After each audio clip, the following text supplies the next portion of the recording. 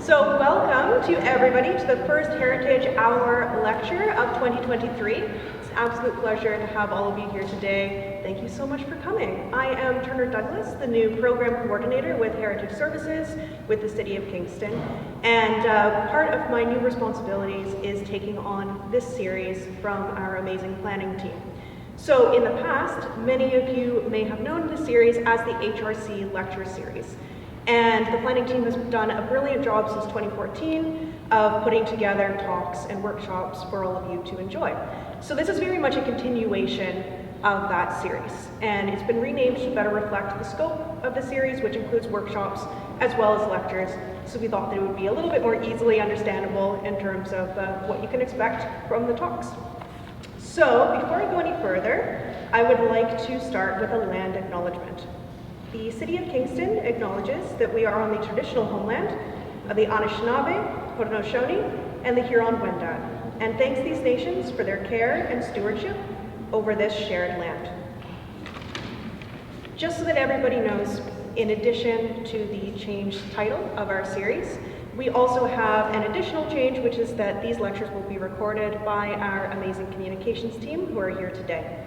So they do have the camera at the front here. If you happen to walk across the front, you may be on camera. Any questions that you ask will be recorded, and then we're hoping to upload the series to YouTube, which we're very happy about because that will improve accessibility for individuals who aren't able to attend, and also all of you lovely people here today will be able to head back to YouTube to revisit the talk in the future if you would like. So before I invite Claudia to the stage, I would like to tell you a little bit about her because she has a really amazing background.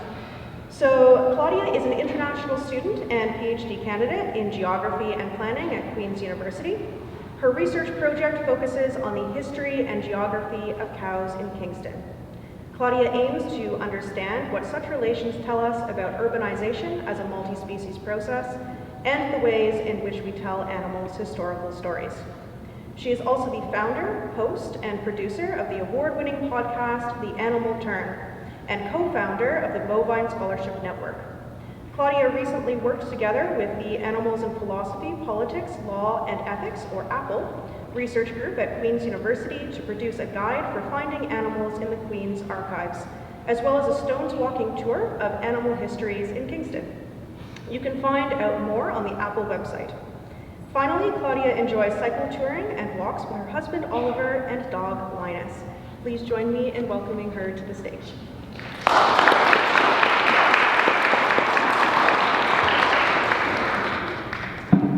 Hi everyone, thank you so much for letting me join you today. I had to make sure that my husband and dog were mentioned in the introduction because anyone who has a husband and dog knows that they're rather important to things. So thank you so much for letting me, and now we have a dog joining us, which just makes everything the best. Firstly, I want to say I'm sorry if my title is a bit boring.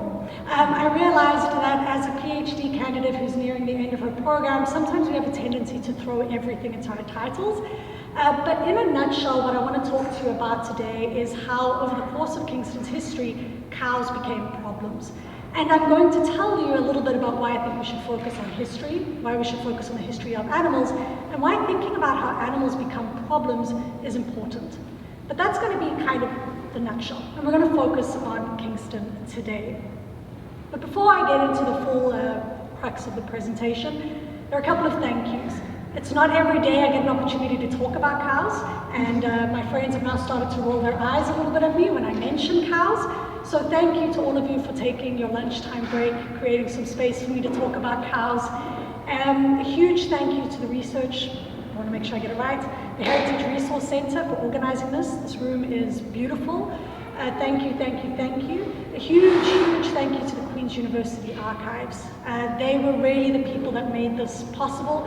I went into the archives about 4 years ago and I said, I'm looking for cows. And everyone kind of stopped, was like, huh, what do you mean?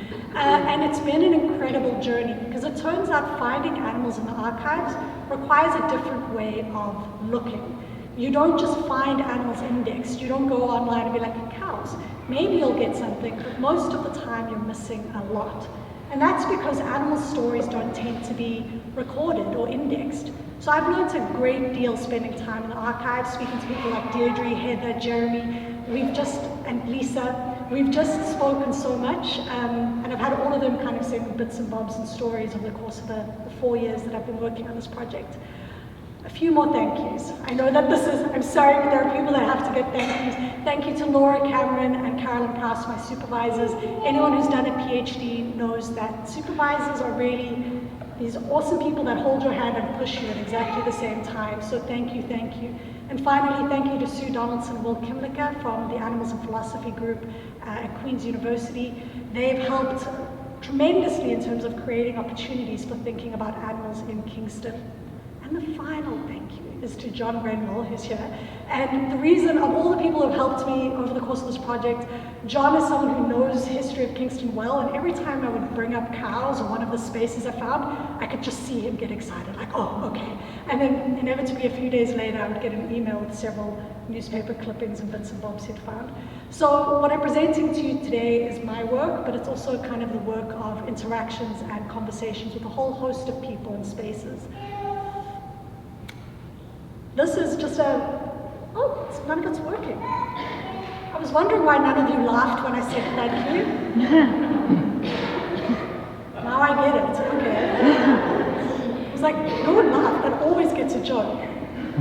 All right, I just want to show you quickly that this is the Stones website.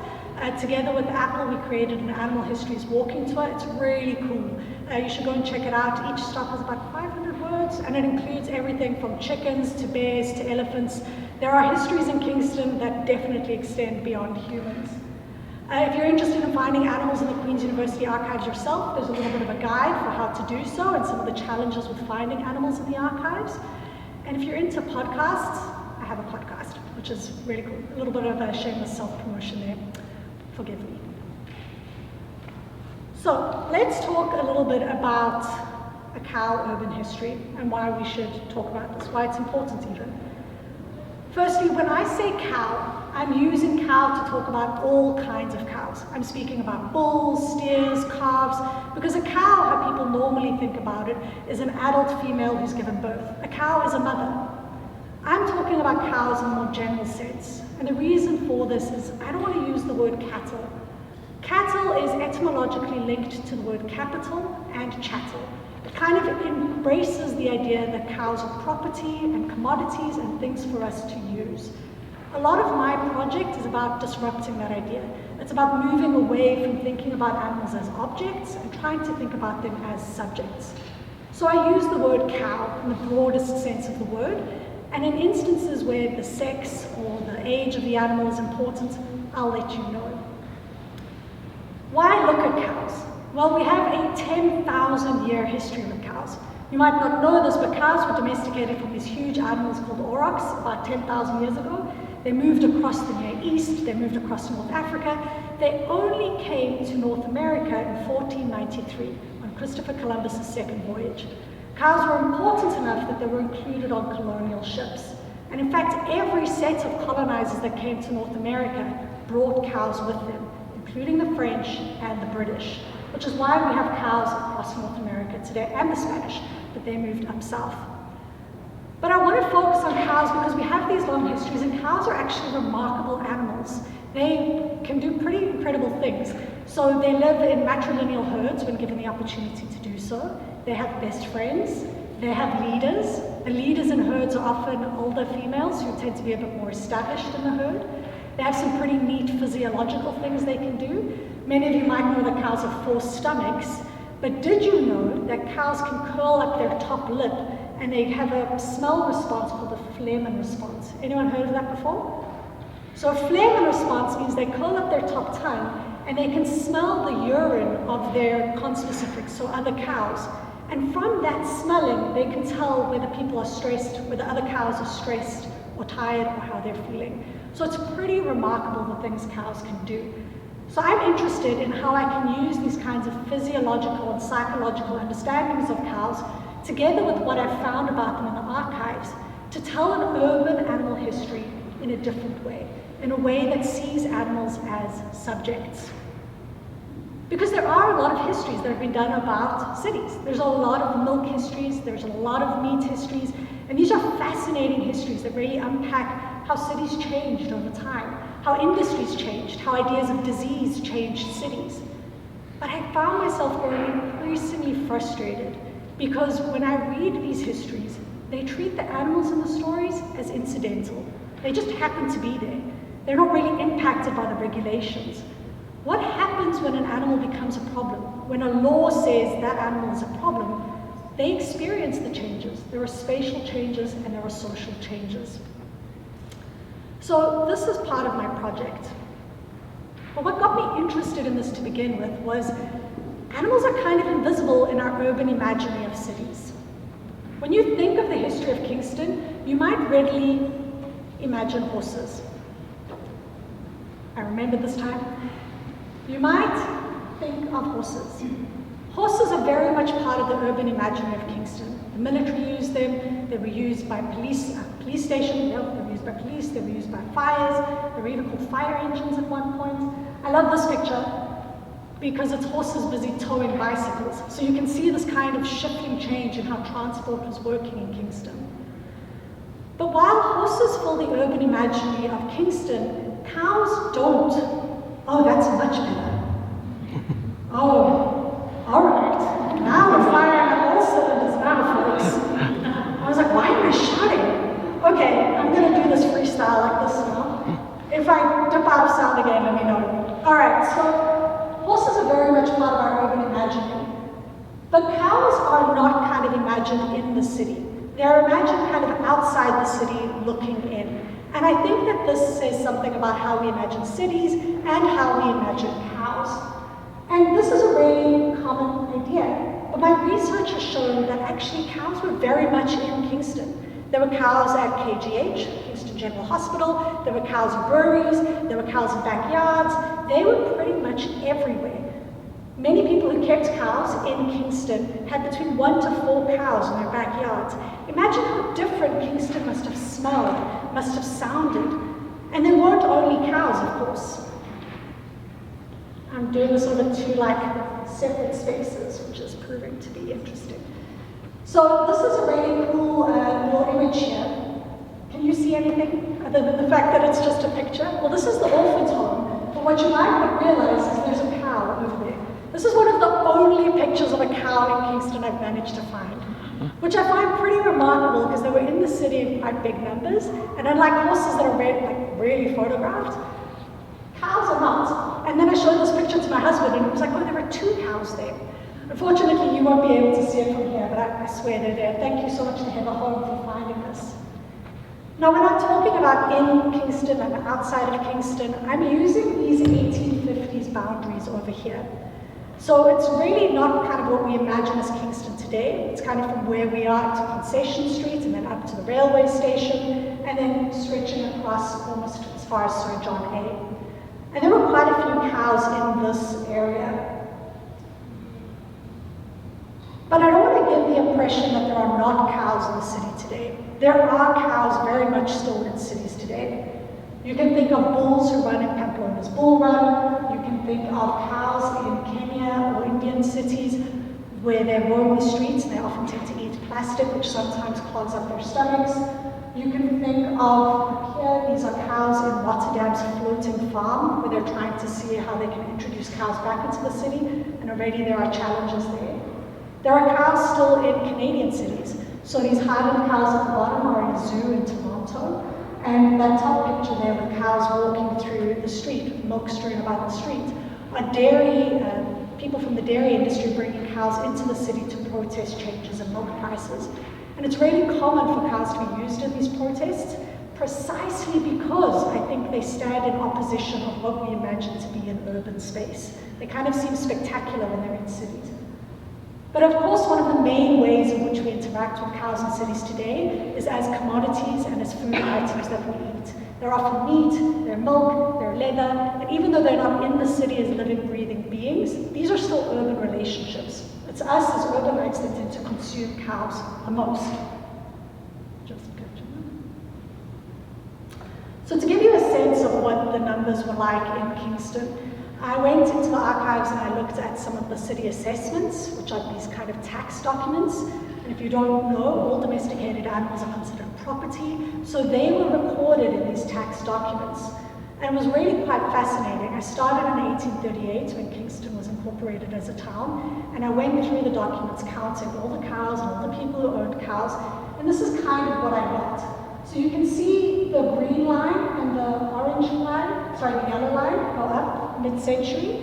The green line is the dog population, and the orange line is the horse population. So you can see that their populations both spiked mid-19th century. The orange line are cows. They were relatively stable across the period, and then the blue line are pigs, and the pink line sheep. Now, it's not a mistake, that kind of random big pink line at the top. Really oddly, in 1868, Herchmer was listed as having 1,000 sheep in the city.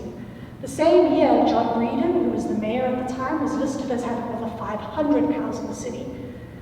This might have been a quirk of the city assessor at the time, because at no other point were these large numbers of animals recorded in the city assessments. So I suspect that actually the population of animals in the city was much, much bigger than what the city assessments were recording. Not only because they didn't record animals younger than the age of 3, but because chances are there were big herds of cows being kept on farms that weren't recorded in these documents.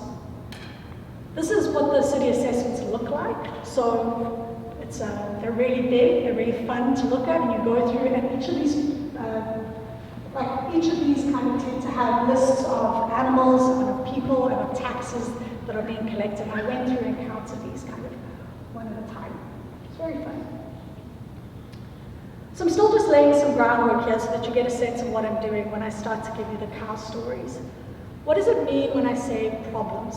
Well, I think one of the key ways in which animals are interrelated with in cities is as problems.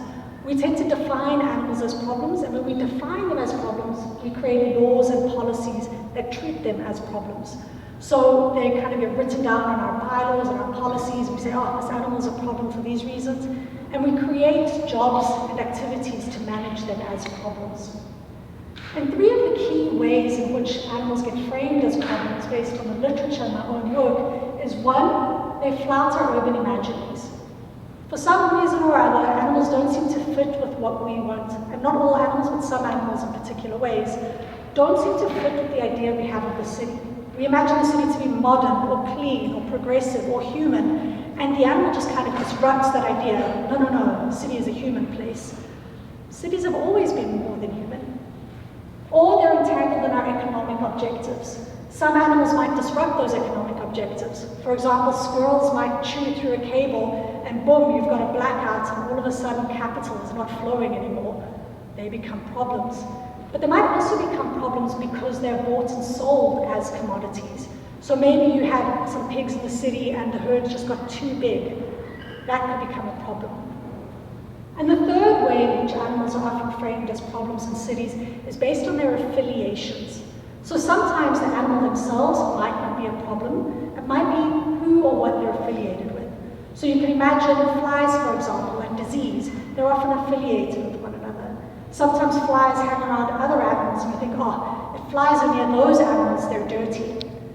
And these kind of affiliations didn't only happen between different animal populations, they happen with specific situations. If an animal became affiliated with a specific disease, for example, they could be problematized. So I've kind of given a little bit of a snapshot of where we are so far, and these are the 3 key ways in which I think animals, and cows in particular, were problematized in Kingston's past. Firstly, cows became problems because they were transgressive. They didn't really pay attention to Kingston's idea of property relations. Kingstonians at the time and the city officials at the time had, particularly in the kind of 1870s onwards, had changing ideas about how property should be managed. They were changing ideas with regards to ordinance land, with regards to municipal land, and cows didn't necessarily follow the rules when fences were put up. This created problems in a landscape in which the city was starting to think about property differently. The second is cows were increasingly being thought of as risky. From the 1880s, this is what we'd like to call the bacteriological revolution, germs came into view. Everyone was like, germs. And cows got caught up in this because of their affiliation with milk. So cows started to be thought of as risky to help. And the third key way is as waste.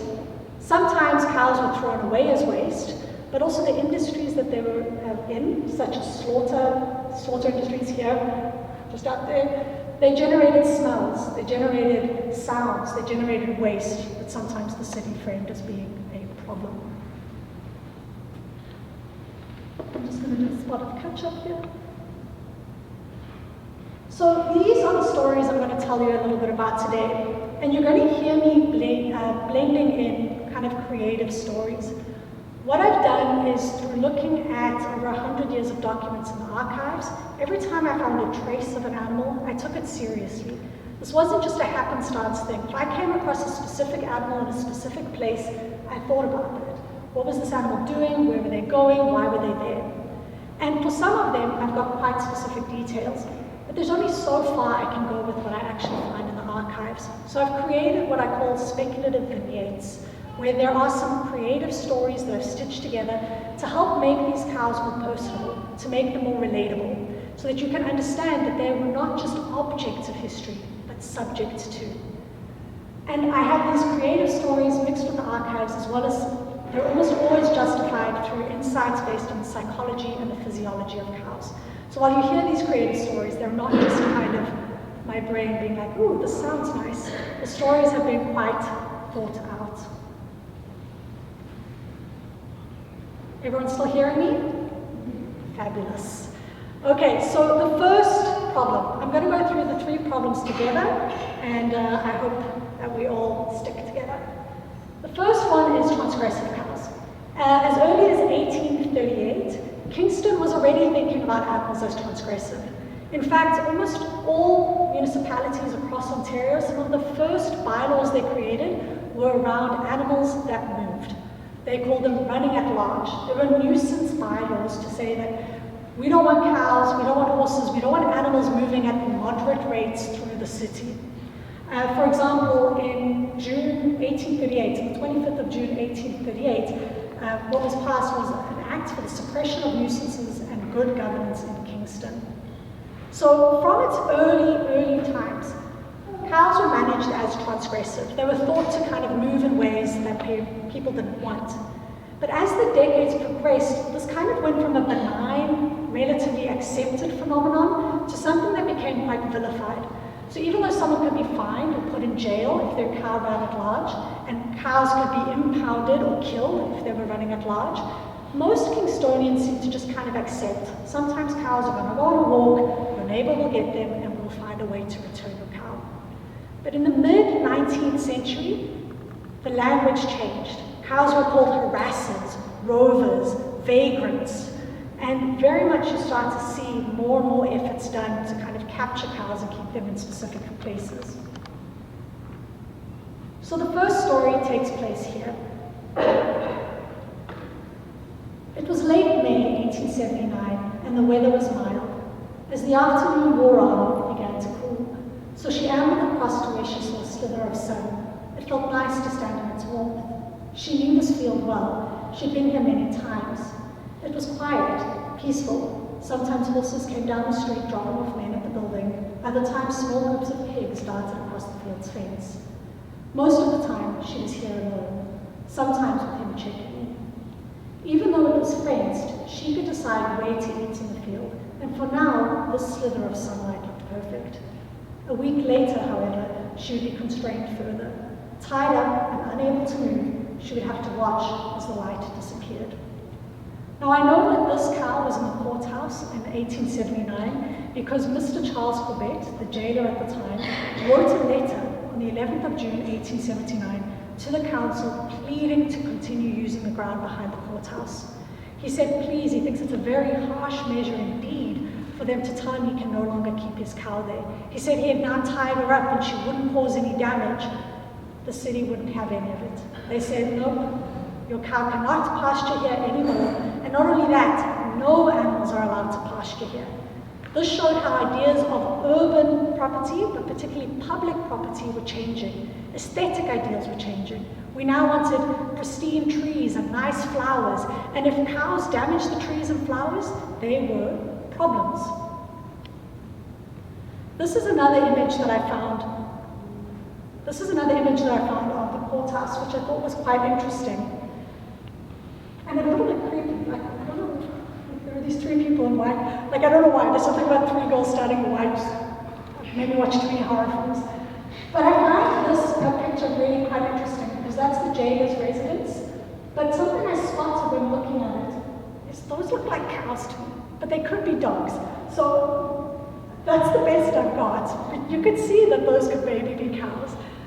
I don't know. This is what it is like to go in the archives and try to find animals. But I didn't end the story here. So I know that Corbett was no longer allowed to keep his cow at the courthouse grounds. But I was really curious, what happens when you can no longer use the pasture where your cow has become accustomed to? What do you do? So I started to speculate a little, and I thought perhaps he took her to McDonald Park. Corbett opened her stall as he always did, but he turned her in a different direction, toward the water. Soon she found herself in a new fenced pasture. She stood with her back to the road and tried to understand this place. It was larger than what she was used to, and there were cows she did not yet know. The blue of the lake was different to the muted browns of the grass and trees. A breeze washed from its surface. It was a fine place to be in the growing summer heat. Suddenly there was a noise. Boys behind her jumped a fence and startled her as they jumped into the water. Curious, she inched closer to their clothing, lying clumped on the floor. She tried to keep her body away as she craned her neck for a sleep. In this new place, she found herself having an ambivalent mixture of both fear and anxiety. So cows actually see the world in different colors, which is why I have kind of some of these color dimensions in the story. But I find it really interesting that McDonald Park was a pasture. We know a lot about McDonald Park. A lot of history has been written about McDonald Park, but very rarely, almost never do you find accounts that it was a pasture for almost 30 years. In 1855, a lease was put up for an ordnance land, and by 1888, people were complaining that this pasture was being used for ignoble purposes and objectionable cows. So things started to change. Cows were no longer welcome. And as I said before, it was really common for cows to go lost, to wander, but people started to call them roving cattle. And then at some point, even this person that called themselves a citizen said, we don't want cows here anymore. Let's start to put Paris green, a really toxic element on trees, and perhaps if the cows die, the owners will learn a lesson. Things have changed. Now, this is a section of a little bit of a map I've created to try and make these different spaces visible, to make the pastures visible. Walking, she felt unencumbered. The crunch of the gravel made methodical thumps. So at this point, the cow had grown a bit curious and broken through the fence of her pasture, and she was walking up the street. She stopped and wondered where she was, and then she saw him approach, slowly. She didn't know him. His hat was in his hand, and his face was concerned. With arms outstretched, he seemed wary of her, wary of what she might do. She turned, he got her, she bent her, he stroked her back and shushed her. Soon she was locked away in yet another fenced-in yard. Had Mr. Corbett's cow decided to go on a walk to Rome and to wander in 1879, she would have likely been impounded. In the same year, 2 new pounds were created in the city. One, which you can see kind of up on the top where you've got the red cow there. Things were changing in 1879 indeed. But what you might not realize is that there were so many pastures in the city, and the pastures were operated in very interesting ways. There were private pastures. There was the city leasing land to private individuals who could then sublet it for pasturage, and this happened with the Davis and Sons, who you might know. They used land as pasture. There was also a public pasture, the commons. This big stretch of land, which I'm sure many of you are quite familiar with, is in the bylaws called an unfenced commons. But it's not represented as such in any map or any city directory. And I think that this was part of it at the time, of trying to kind of scrub animals from the urban imagery. If we don't write down that animals are using the space, then we can secure the land for future property use. And then indeed, that's exactly what happened. In the late 1870s, this land started to be bought and sold off. Pound limits started to increase. So these black lines you can see here. Cows' limits and where they were allowed to move in the city were becoming less and less. People literally did not have enough space anymore to keep cows, and this contributed to their problematization. regulation. Okay, so that's the first way that I'm thinking of how cows become problems. Cows transgressed into people's land, they were shifting, and cows were disrupting some of those property relations. The second way in which cows became problems is because they were thought of as being risky. In the late 1880s, bacteria started to become a big concern. And in 1884, the province released the Public Health Act. And in that Public Health Act, milk became a big concern. So municipalities responded in kind. So did Kingston. The local Board of Health, which was started in 1833, was originally very concerned with matters like water and sewerage. But from the 1880s, milk became one of the most important things for the local Board of Health. And if you're going to manage milk, you're going to manage cows. And part of the way in which they tried to keep milk safe was to manage cows. This is another map I've created which kind of shows how many milk vendors were in the city at the time. And there were a lot of milk vendors in Kingston. This map only charts them from the 1880s onwards, and some of them, quite a number of them, had cows. So many milk vendors were distributed across the city. In 1920, Inspector Bell, who was the milk inspector at the time, said that there were at least 105 milk vendors in Kingston. At least 30 of those milk vendors had 1 to 4 cows. So that was very much in the city. He said at the time, in the 1920s, Kingstonians were drinking about 7,200 quarts of milk a day. To produce that amount of milk would take about 700 cows in the summer and about 1,200 cows in the winter. Now, the local Board of Health could manage cows in the city. They could manage milk production in the city. But they were growing frustrated with this because milk could also come from outside the city in. So in 1900, the province said, okay, you guys need some more power. So they gave the Board of Health the power to not only manage milk and cows in the city, but to manage the flow of milk and cows that went from outside the city in. So the local Board of Health was a really powerful institution of Queens.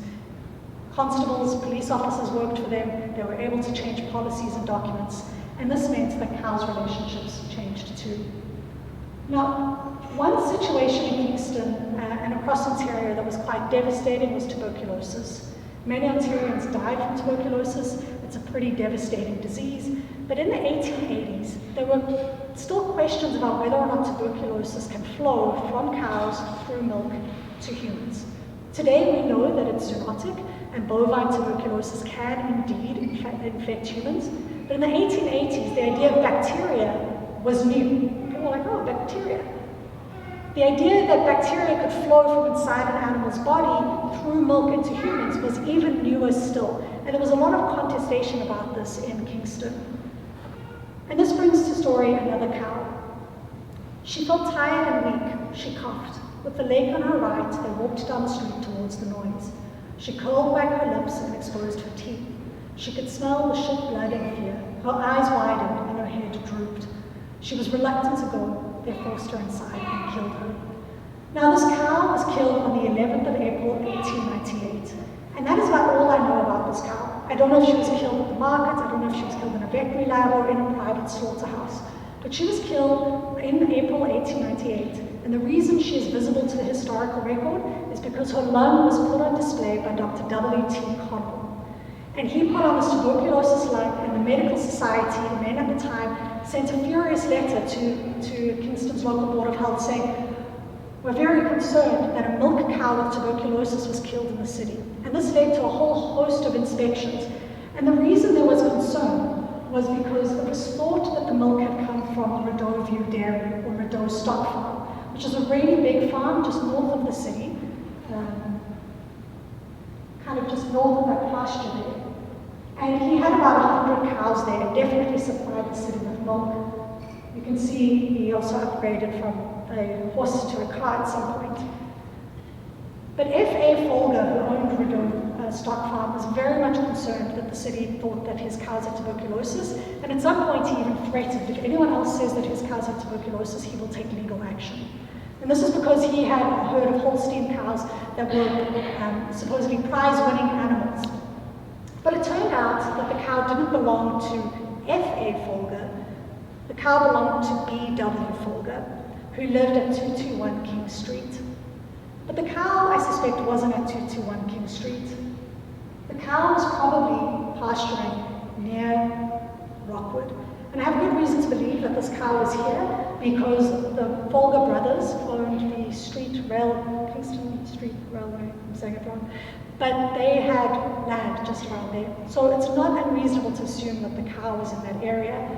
And the reason B.W. Folger's cow might have had tuberculosis is because a herd of cows at Rockwood had tuberculosis.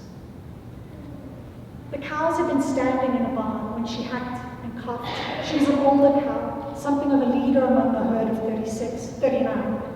But she'd been sick for weeks now, even months, and it made them all uneasy. She hadn't been eating and walked back slower from the pasture. Many in the herd had been a little listless, but she had been particularly bad. One day, a man came in, he pinched her shoulder, she bellowed and shuffled, they bellowed and shuffled. He left, and as time passed, she moved her feet more and her head sagged. One of the 5 cows with whom she spent most of her time tried to lick her, but when the man came back, he touched her ears and he touched her nose and then he left. Finally, she lay down. Then he came back and he took her with him. This cow was sick. She had tuberculosis. And the reason the man, Dr. Clark, who was the superintendent at Rockwood at the time, pinched her shoulder is because he was doing a tuberculin test. He inserted an extract into her shoulder which made her temperature go up and down, which is why her head sagged. And because her temperature went up, he said this is a good indicator that she has tuberculosis. So he killed her. He cut open her body and he inspected the insides, and indeed her body was studded with tuberculosis. What followed was at least 5 others in the herd then being taken, the same tests being happened, and their bodies being inspected, both by Dr. Clark and by W.T. Connell, who I mentioned earlier. Eventually, 28 of the 39 would be killed because they had tuberculosis, and those that were, quote, healthy were slaughtered for meat. This was a situation that's just one kind of instance of tuberculosis breaking out. It was really a protracted disease situation, but it gives us an insight into how animals were kind of part of these stories. They're part of thinking about the history of disease in animals. And as animals like cows became more and more associated with diseases like tuberculosis, they increasingly became thought of as risky. But tuberculosis is just one disease situation. Tuberculosis was trying to understand how diseases flow from bodies through milk to other bodies. Typhoid was a different situation. Typhoid, at the time in I want to make sure I get the date correct here, sorry. Numerous people were dying of typhoid, at least I think at the time the story takes place in 1913.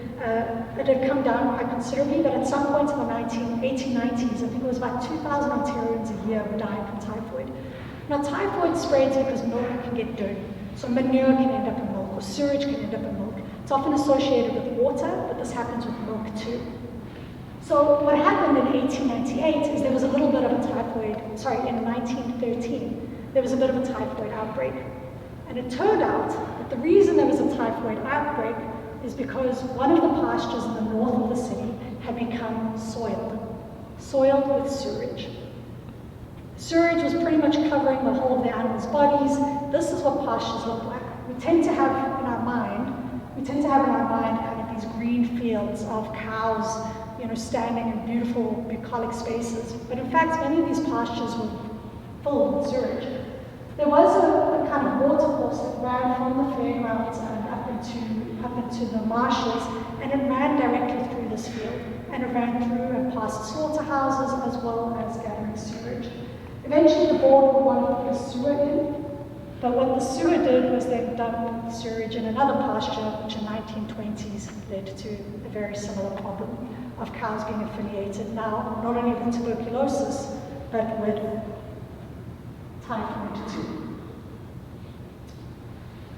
With pasteurization started to make an appearance in the 1930s, but what is really interesting to think about pasteurization is that what it did was it moved the focus from let's treat cows because cows can get sick, let's treat environments because environments can be dirty, to no, let's just treat the milk. If we treat the milk, then we don't have to think about if cows are healthy or sick or if their environments are dirty.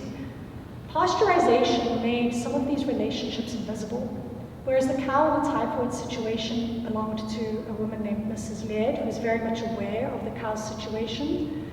Pasteurization created a distance. Milk tasted different. Cows were no longer in view. Did you know that milk used to actually taste like what cows used to eat? There's a story of a cow who once ate cabbage, and then the people who drank the milk said, "This milk doesn't taste quite right." Milk has become a standardized product, and it's also kind of removed cows and what we think of as cows from the relationships that they have to go through and the environments that they live in order to produce milk. Milk is not just something that exists and is normal and natural and right. There are many relationships and environments that go into making milk. And as pasteurization came about, these relationships became more and more visible. Price's Dairy was on Princess Street, and this was one of the 5 pasteurization plants in Kingston in the 1920s. And from the 1930s, pasteurization would become mandatory. 1938, kind of neatly when my project ends. Everyone still with me? Feeling alive? Yes? Can I see your fingers? Always do it to make sure everyone's awake. All right, a little trick if you want to make sure your audience is still with you. Okay, so I'm throwing a lot at you. So far we've learned cows became problems because they transgressed into property in a landscape where property relations were changing. Cows became risky in a landscape where knowledge and ideas about diseases were changing. As bacteria came more into view, cows came more into view as problems. But the third way in which cows became thought of as problems in Kingston is as waste. Not only did their production or the production of meat and milk create waste, sometimes cows themselves were waste. So in this story, I'm going to contrast with you 2 cow stories. On the one hand, cows who were officially valued, so cows that you could make money off of because their deaths were thought to be valuable. And the second, cows whose deaths were not thought to be valuable. And the reason it's important to focus on death is because how an animal, like a domesticated animal like a cow, dies greatly shapes the way in which they can live. This story starts in the market square, which the market was started in 1801 and butcher stalls were added in 1811. This picture is from the 1900s, but my story is going to be taking place in 1868. He stood in the pen with the others, many of them strangers. Just yesterday he'd been among different cows where he was fed slop several times a day. Now his large body was tethered to a post, and he stood next to an older cow in an unfamiliar yard. The abrasions on her udder smelled. Nervous, he shook his head and tried to pull away from the tether. Some men came and took the old cow away. Chances are this old cow, because she was a dairy cow, she would have lived a lot longer than the steer. Chances are this old cow belonged to someone in Kingston who kept dairy cows, and she was older and her milk was waning. And the reason these cows were standing, I suspect, it was just outside here, and the bylaws mention that there was a pen where animals were kept in Market Square before being slaughtered in the shambles. The reason these cows are in the pen on this day in 1868 is because butchers are busy gearing up for the Easter meat market. And the dairy cow, she wouldn't have been represented or shown at the Easter show as a prime cut of meat. She would have been ground up and probably included as sausages. Sausages were seen as a way to take meat that was viewed as not being nice enough and pretty enough, and to kind of get rid of and avoid waste. The steer, on the other hand, has quite a different story. Unlike the cow, who would have lived longer and moved through a variety of different spaces in Kingston, including pastures and backyards, this steer belonged to John Breeden. Now, in addition to being the mayor of Kingston, John Breeden became known as a cattle merchant. He had many, many cows, and in the 1860s, he kept at least 500 of them at Morton's brewery. Now, I have references to anywhere from 200 to 1,000 cows being at the brewery. It's a lot of cows. And unlike other cities where sometimes people fed brewer's mash to dairy cows, in Kingston, brewer's mash was being fed to meat cows. And the reason meat cows get fed this, like steers who are often preferred in meat industries, is because they get fat quickly and they get fat young. So this steer was young and he was being fed a lot of food quickly. So John Breeden fattened the cow here at Morton's distillery. Yeah. But this wouldn't have been the end of the cow story. So the steer would have then been at the market, the cow was now gone, and he would have had a pretty uncomfortable night standing there as they were preparing for the Easter meat market. He was tired, the back of his legs was stained with diarrhea. He bellowed loudly. Some men came and tried to quieten him. They hit him with rods until he stopped. Then they undid the tether, walked him away from that horrible place. People were shouting, horses briskly walking, and many others stood in the square. The cacophony scared him, and he grew restless. The men hit him again. Then he smelled the blood and the fear in the urine. He resisted going inside. 2 men with stained coats waited for him there. One grabbed his tether, the other raised his hand. A pole axe hit him with a blow, and then he was momentarily stunned before he was stabbed in the neck. At this time in the 1860s, how you would have killed an animal would have been a group of 3 to 4 men who would have taken a cow and it would have been a team of people to kill 1 steer. This is very different to what we have today. Have any of you ever heard of a disassembly line before? So a disassembly line is how an animal is taken apart in kind of contemporary meat operations. But what many of you might not know is that disassembly lines are what inspired Henry Ford's assembly line. We tend to think of Henry Ford as being the guy who really crafted this idea, and industrialization took after that. But the idea of the assembly line for Ford was inspired by the meatpacking operations in places like Cincinnati. Cincinnati started disassembly lines, and then what happened thereafter is Chicago perfected it with regards to killing cows. And what's fascinating about these disassembly lines is they started to undercut local butchers like the butchers found in Kingston. Because they cut up animals entirely in this kind of efficient process of one person doing one job, they made use of more of the waste. And what they would do, interestingly, is they would use refrigerated rail cars on the Grand Trunk Railway, and they would ship meat across. So all of a sudden meat was being sold instead of groups of butchers that would kill steers locally. But this wouldn't have been the end of the steer story. Not only would he have been hung up as a piece of meat for the Easter meat market, but he would have been skinned as well. As you see here in front of the store, you can see a pile of skins sitting just over there. As his heartbeat stopped, the blood flow slowed. His tongue stuck out from his open mouth. His eyes were open but motionless. With his body still and warm, they began their work. They cut off his head, then his front feet, and finally his tail. Then they hung him up and began the process of skinning him. That wouldn't have been the last of it. They would have taken his insides and little bits of his body, and people like tallow melters would have boiled them down to make things like glue and candles. His body would have flowed throughout the city into numerous different places, including tanneries, including butchers, including breweries, including candle makers. Steers' deaths flowed through Kingston. But there are other kinds of deaths, and this is the last story for today. There are these officially valued deaths that were often not problematized. Sometimes the smell and the noise from killing animals was problematized. People would say, oh, this is a problem, we don't want this smell near us. It was primarily smells that were located in the Inner Harbor and Williamsville. These were places that had to deal with the kind of smell of having these industries located near them. But there were some places that were very definitely problematized where you would have found dead animals, because some animals' deaths were not expected. They were not planned for.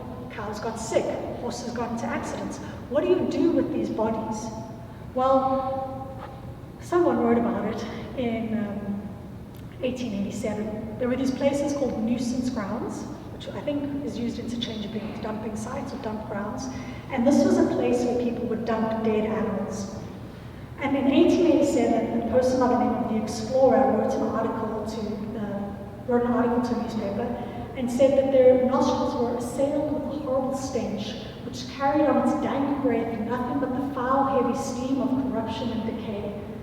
He said the ground was covered in bleached bones and, I quote, festering scraps of flesh. The scene that the Explorer painted was a scene that involved rotten garbage, and this rotten garbage included many animals' dead bodies. Many of them were, he says, shapely in life, but they are now swelled to horrible proportions.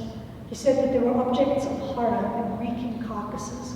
Now, obviously, he was being quite embellishing and big with his language, but numerous articles wrote in saying that these nuisance grounds were just filled with dead animals. This one was near the head of Johnson Street. I haven't yet quite been able to figure out exactly where. I know that it was west of Gordon and University, and I know that it was in the city limits, but the exact location is still eluding me. But it wasn't the only nuisance ground in the city. And the reason the Explorer wrote the story, and the reason I'm telling you this story, is because one of the dead animals that was in that story was a deacon calf. Breath, his first breath. It was also new, and there she was, mother, his mother. She licked him, and he knew. He knew he was safe. She would protect him. He must just stay close. She licked some more, another breath. Then they came, the creatures he did not know. She stood in front of him, he huddled behind her. He was safe, he reminded himself. But she bellowed, urinated, and her ears shot up and forward. He cowered. They got his legs and pulled. They dragged him. She bellowed some more. They dragged him further. She shook with fear. He was still so new to this world, this terrifying place. As they dragged him away, from his mother, he could hear her voice grow fainter. She sounded strained. She was afraid too. Without her milk, he weakened. Without her protection, he weakened. Now everything was dark, and they were there dragging him again. They flung him. His bones ached, and his body broke. Then there was silence. They were gone. She was gone. He was alone in a black landscape. It had only been 2 days since he was born. Only 2 days since he had met and smelled his mother. He was so alone, and he was treated like nothing but waste. His whole life a waste. A final breath. The calf that died in the story was a deacon calf, often discarded shortly after birth in the dairy industry. And it was really common to kind of disregard and throw away animals in these spaces.